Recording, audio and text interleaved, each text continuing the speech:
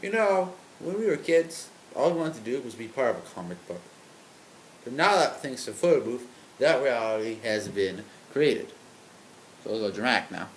But before, however, we couldn't do that if we want to enjoy our favorite video games in the tiny portable form factor. So Nintendo decided when they're about to release the DS, they decided to release a console, kind of like the NES2, like a bit of a update to the last generation for entry level gamers. And the creation of and the console to do that was, and that console was the Game Boy Micro. The console put nothing but Game Boy Advance games. And it's nowadays it's kind of rare, but is it worth it? Well, let's find out. And now it's time for overview of the console itself. On the top we have R and L buttons, which by the way only click on it on this point. Sounds a little weird. Ports for the charger, which by the way is different than the Game Boy Advance SP. Let's plug her in. It has an A and B button, directional pad, start and select, which light up to signify the console's battery, which I'll display right now.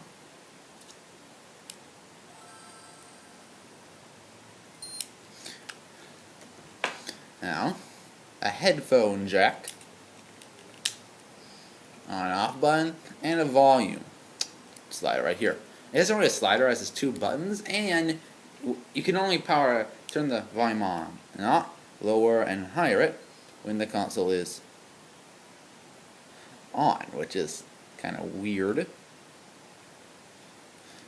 But hey, the DSi had that too, which is really dumb. Thank goodness the DS Lite didn't have that. So that's the overview of the console itself. Now let's get to the more interesting parts. Now every console is a main selling point, something that draws everyone to the console, makes everyone want to buy it. What was the Game Boy Micro's selling point? Make it stand out for original Game Boy Advance SP? Interchangeable faceplates. Watch. I have one right now. And don't believe this is a faceplate, this is another console. How about now? Actually, you can play games like this too. It's rather odd. You don't want to touch the insides. But seriously, it makes the buttons stand up even more. It's super weird. You don't want to touch the insides and stuff, so you just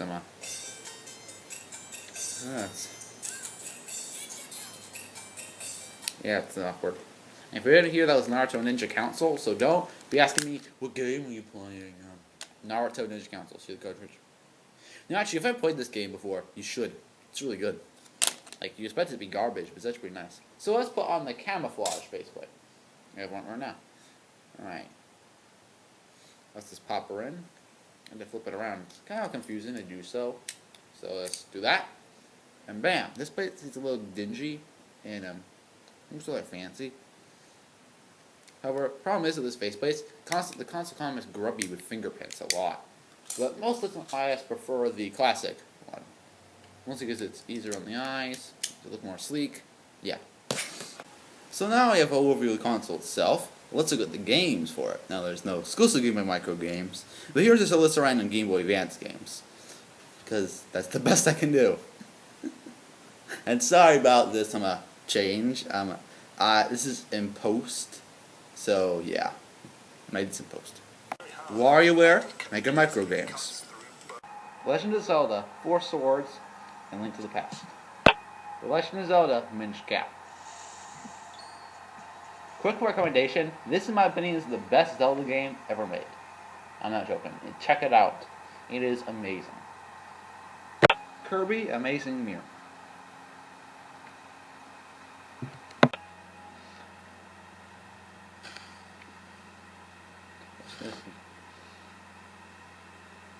Let's just wait for the loading screen before I tell you the name. Dr. Mario / Puzzle League. By the way, this is actually a good game. I recommend Puzzle League. I have all of them. Super Mario 3 Bros. I call it that because that's what I called it when I was a kid. Yoshi's Island. Metroid Zero Mission.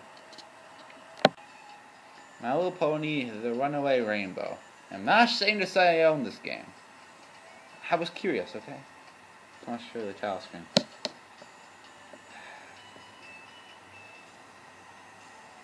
It's kind of crap. Good theme though, I think. Metroid Fusion, which is a pretty good game. Now this game, one of my all-time favorites, Pokemon Fire Red. And finally, Pokemon Emerald. Lava here for my glasses. Hello, Lava here, and I signed to tell all you people. Now, I previously had this final thoughts on thing for the Game Boy Micro review, but I thought it was stupid, so I decided to make a redo, and here it is right now. So, final thoughts on the Game Boy Micro. It's a competent console, can play all the games, but I really don't know why you buy this over the Game Boy Advance SP, or even the Game Boy Advance for that matter. The Game Boy Advance had a crap screen, and out of all the Game Boy Advance models, I would personally recommend this one because it has the biggest, it's the most convenient, the biggest screen. Even though it has no headphone jack, there's accessories out there that let you have a headphone jack. Plus, it has the same charger as the DS, original DS, so that's pretty good. And the thing is, this is ultimately the best version of the Game Boy due to the fact it's more visible, got the flip screen, and it also has a dimmer turn on and off the backlight. So if you want to be really crappy and annoying, you can. Now, the Game Boy Micro is a very competent console, but in honesty, it's kind of a downgrade version of the Game Boy Advance SP. It can't play original Game Boy games or Game Boy Color games. And for that, and so basically that makes it pretty much just a tinier Game Boy Advance. And it's not even that small compared to, and even it's not even that micro compared to the SP. So I don't know, so you should buy the SP, not the Game Boy Micro. But if you're in the market for something really cheap, and actually there's a secondary problem. This thing is becoming a collector's item nowadays, due to the fact that it had poor sales when it was released. Now, my mom got this thing, and basically it's in my care now, so that is why I have it. So basically, I was lucky enough to get it when it was first out. Well, my mom was, and I have it now. Basically, I recommend you get the Game Boy Advance SP. But if you want a teeny tiny little console that will probably be worth $1 million in the future, maybe it's worth it. But in all honesty, you should buy the Game Boy Advance SP. So, that's been the Game Boy Micro review. Lava Bite, out.